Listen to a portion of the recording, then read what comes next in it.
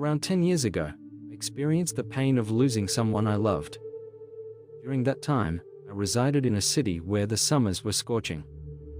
Longing for a change of scenery, I yearned to explore the countryside, to immerse myself in the serenity of lush green forests. Equipped with a small red car and a trusty map, I embarked on a nighttime journey, driving away from the bustling city. I felt content and joyful within the confines of my car.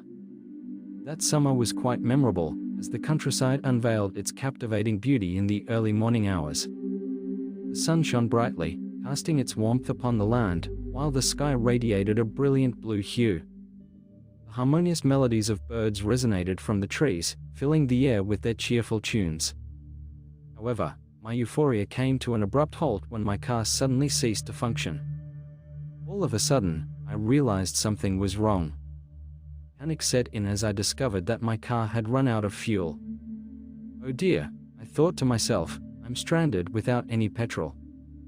The only option left for me was to walk in search of a nearby town where I could purchase some fuel. But the problem was, I had no idea where I was. I examined the map, only to realize that I was far away from any town, completely lost in the countryside. Just as my worries were mounting, a sight caught my attention: a girl walking down the road, holding a bouquet of flowers. She wore a long dress, and her hair cascaded down her back, gleaming under the sun's rays. She was truly beautiful. Intrigued, I gathered the courage to approach her. Stepping out of my car, I greeted her. "Hello. I'm lost. Can you please tell me where I am?" She appeared slightly afraid, so I spoke softly to reassure her. "I've run out of petrol. You know where I can find some?" Her blue eyes met mine, and a warm smile graced her face.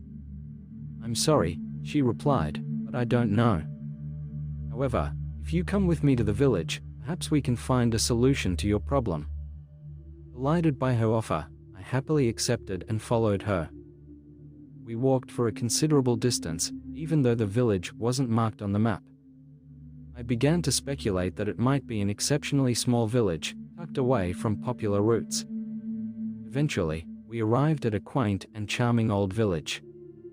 The houses were adorned in black and white, exuding a unique charm.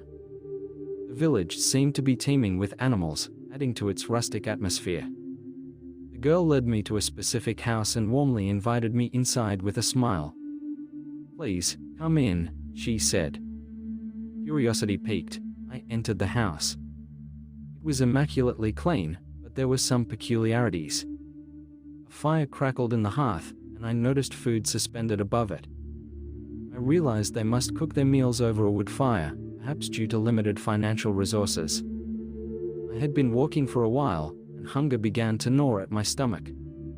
Puzzled by the circumstances, I thought, "That's peculiar.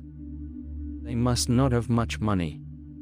Soon, I had the opportunity to meet the girl's father and mother, and I found them to be kind-hearted individuals. However, their attire struck me as unusual.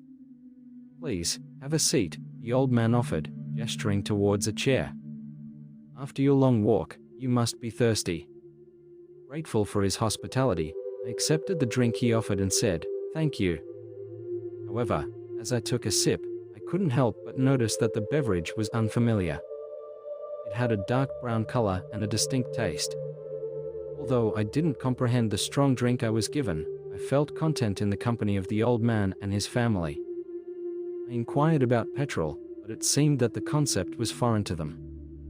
Perplexed, the old man asked, "What is that?" This struck me as unusual. I then ventured to ask if they walked everywhere, to which the old man responded with a smile, "Oh no, we use horses." "Horses?" I thought to myself. Horses are quite slow. Why don't they have cars? However, I refrained from expressing my thoughts to the old man. Despite my initial confusion, I found myself experiencing genuine happiness during my time with them. I spent the entire day there, sharing a delightful dinner with the family. Later, Mary and I ventured into the garden. I learned that her name was Mary. As we conversed joyfully, I couldn't help but notice her remarkable beauty. However, as time passed, her demeanor shifted. She began speaking softly, and a hint of sadness marred her face. Curious and concerned, I asked her, "Why are you sad?" She hesitated for a moment before responding, "I cannot tell you. You are only a visitor here. We have to say goodbye tonight, and you have to leave." I was taken aback and struggled to understand. I had developed strong feelings for Mary, and I wanted to help her. Why did I have to go? Persistently, Mary reiterated the need for my departure, emphasizing the dangers that lurked in their village. Determined, I reassured her, "I will go to the next town and find some petrol. Then, I will return to you." Her response was silence, but in my heart, I declared my love for her. I was resolute in my decision to come back, regardless of any obstacles that may arise. As we bid farewell at the door, both our faces reflected sadness. Reluctantly, I embarked on my journey. It was midnight, and darkness enveloped the surroundings. Exhaustion weighed heavily on me as I trudged on. Finally, a glimmer of hope appeared on the horizon, a town illuminated by twinkling lights. I discovered a petrol station and managed to acquire the fuel I needed. Eager to gather more information, I approached the attendant and inquired about the name of the village I had left behind. However, the man at the garage responded with a perplexed expression, questioning, "What village?" I proceeded to describe the old houses and the people dressed in peculiar attire, hoping to jog his memory. Once again, he regarded me with a puzzled look, deep in thought. Eventually, he broke the silence and informed me, there used to be a village there. As I pressed the attendant for more information, he seemed hesitant to disclose the details. However, after a moment of contemplation, he shared unsettling tales surrounding the village. Reluctantly, he revealed that a devastating fire had consumed the village, resulting in the loss of all its inhabitants. He somberly explained that there were no longer any people or houses remaining in that area. Perplexed and disturbed, I questioned how such a tragedy had come to pass. The attendant's response sent a chill down my spine. He informed me that Oliver Cromwell, driven by anger, had ordered the execution of the villagers. Their alleged crime was aiding the king during a historical conflict. I was left speechless, grappling with the realization that this horrific event had taken place nearly 350 years ago. Recalling the peculiarities I had witnessed, the unconventional clothing, the long hair, the food cooked over the fire, and the old houses, I began to piece together a connection. The fragments of the past aligned with the tales of the villagers' demise. Furthermore, the mention of horses as their primary means of transportation added another layer of intrigue. Despite these revelations, I couldn't fully comprehend the enigma before me. Overwhelmed with emotion, tears streamed down my face. I had seen the people in the village with my own eyes. I had spoken to individuals who resided there. As I poured out my heart to the attendant, he glanced at me briefly before sharing a fascinating tale about the village. He explained that the village had a captivating story. Once every 10 years, it would come to life, albeit for a solitary day. During that brief window of time, one could encounter the village and its inhabitants.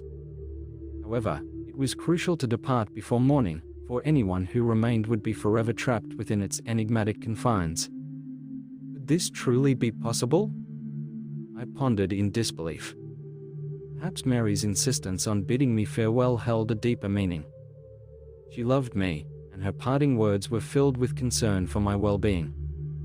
Now, everything started to make sense. Motivated by this newfound understanding, I made my way back to the village.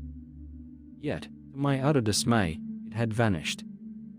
I searched repeatedly, scanning the surroundings, but all I found were flowers and trees. The village had vanished once again, leaving behind only a sense of longing and mystery. Amidst the haunting silence, the only sounds that reached my ears were the melodic chirping of birds and the gentle whispers of the wind. Overwhelmed by immense sadness, I sank down to the ground, tears streaming down my cheeks. That day etched itself deeply into my memory, and the image of Mary remained eternally imprinted in my heart. My love for her endured, and I vowed to keep it alive. Now, I find myself in a period of anticipation. Only 2 months separate me from the day when the village will reappear, just as it has every decade. On that fateful day, I will return. I will find her once more, my beloved with her flowing locks of black hair. This time, I will not be swayed by the morning's arrival. I will stay with her, embracing our connection's foreign and enigmatic nature. In my heart, the love I hold for Mary will forever endure, and I eagerly await the moment when destiny reunites us within the elusive realm of the village.